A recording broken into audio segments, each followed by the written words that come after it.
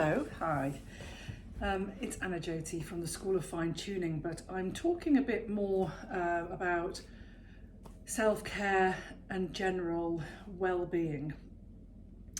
Some of my previous videos recently have been about my kidney transplant, and thank God, I'm well. And I'm well because of self-care, I believe.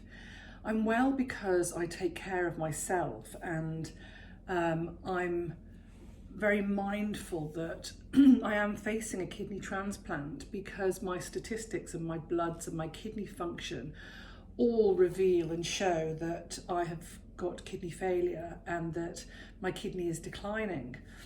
I do believe very strongly that I'm able to sustain good health and wellness until my transplant by self-care.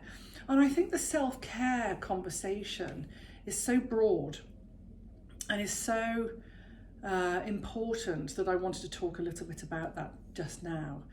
I think, before I knew I was having the transplant, I knew I had this kidney condition and I knew that my kidneys were declining, but I think I sort of just kicked it down the road a little bit. Well, I did, until July 2021, when I was told you're going to have a kidney transplant. Your statistics are such that you now need that transplant. Then I think my self-care really has been evident. And I think that I've been doing it up until that point. I really have. I've always taken care of myself and I've always looked after myself. But I think that it took a new dimension this year. And so I just wanted to share a little bit about what my self-care rituals are.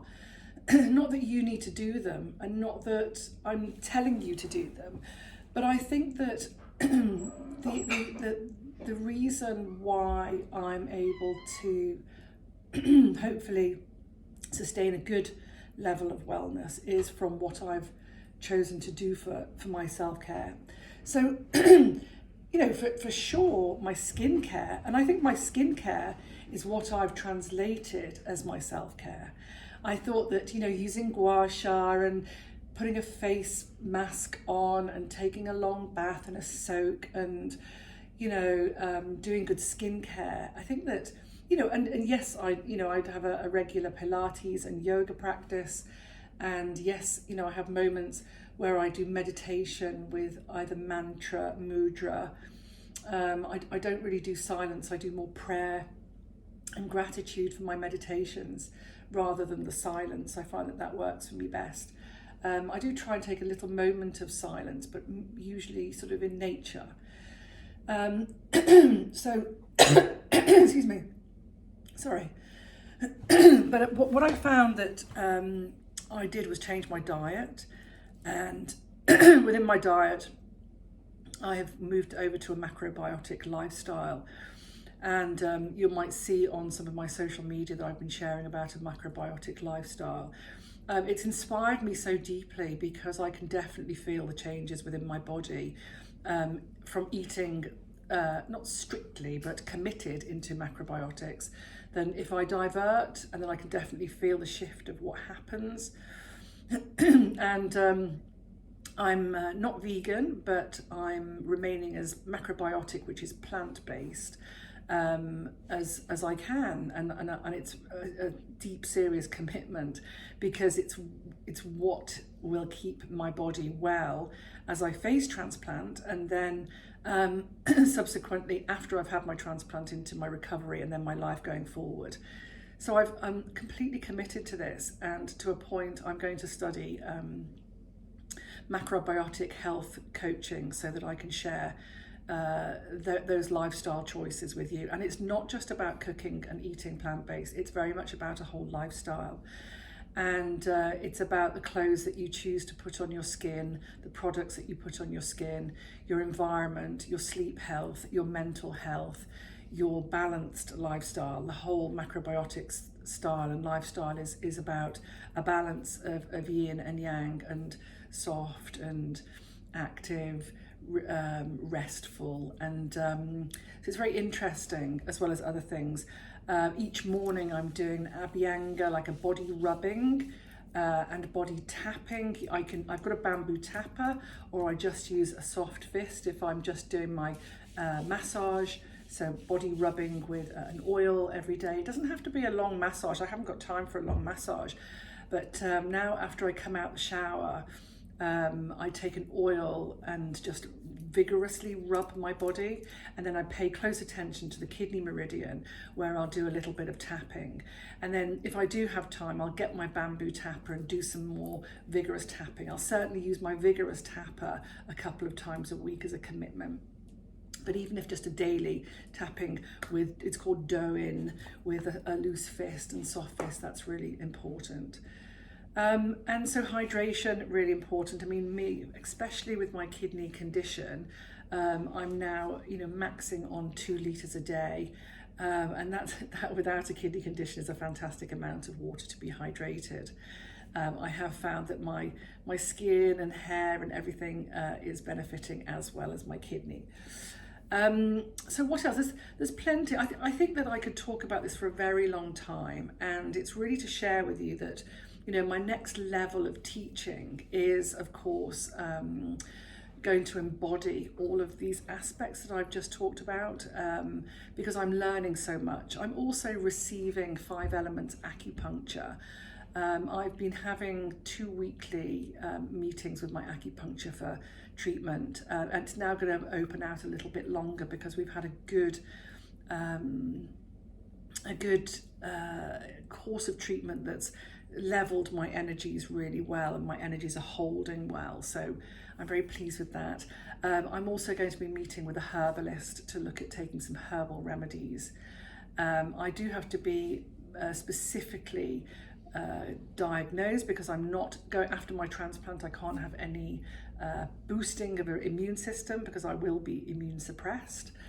So that I don't reject my kidney. I'll be on strong anti-rejection. But up until then, I'm going to work with him to work with some herbal remedies just to get myself prepared. And what else am I doing? I'm having some fantastic energy work with a fantastic lady. Her name's Jackie Cross. She's fantastic, and she's doing the energy code and the body code, the emotion code and the body code with me. And her work is fascinating. I'm just in love with her work. I'm in love with Alan Hext as well, with his 5 elements acupuncture, and I'm just about to work with Andrew Cutler as well for my herbs. And then my own macrobiotic, and a huge shout out to Oliver Cowmeadow at the International Macrobiotics School, has inspired me and got me on this track.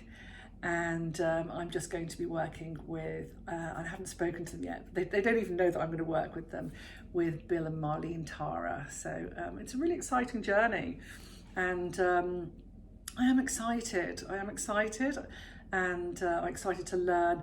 I'm not necessarily excited about the medication, I'm not necessarily about what I've got to have, but I'm excited about the possibilities of how good I'm going to feel, even better.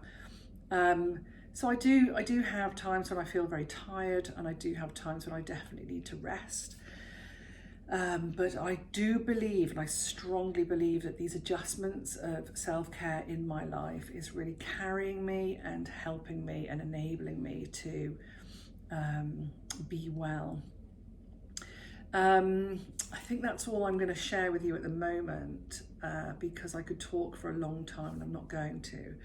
I just wanted to take maybe 10 minutes just to say how I am, and as a sort of kidney transplant update. I'm going to post this on my episodes of kidney transplant update and self-care, for your inspiration and to watch this space. I'm still learning all the time. I'm just about to do a course in TMJ, facial massage, and facial and body massage. And I'm just about to embark on training with the 26 Grandmaster of Kobido in Japan to bring you facials. I have just trained with Meta Benton in the States in Gong therapy. So I'm a Gong practitioner for Gong Bat, and now Gong therapist as well, working one-to-one with vibration individually.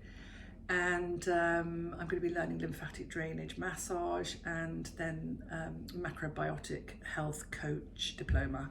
So plenty of learning coming up for me. I'm really excited about all those components. I feel that it's a natural progression into my teachings and my lifestyle. So I hope to bring those to you to share as well. So thank you so much for watching and for listening, and keep an eye out for more updates and sharings. I still will be teaching at the School of Fine Tuning. I'm still well, healthy and full of energy to teach. So there are courses. Please keep an eye out on my socials at the School of Fine Tuning for update events of trainings. And yeah, until I'm taken to the process of having surgery, I'm going to have a sabbatical for 3 months after my surgery, of which time I'm going to rest and recover. So yep, up until then, please do come along and do some training. Keep an eye out for my treatments and my offerings that I'm going to be making available. And I look forward to meeting you and seeing you. If you can't make it down, please do ask about remote teaching, because I am still very, very hot on the remote process. I'm loving that, and my accreditors and insurance companies are endorsing that way of teaching, so it's very cool. So thank you so much for watching, and if you have any questions as well, you can also pop those down in the comments and I shall get back to you as soon as I possibly can.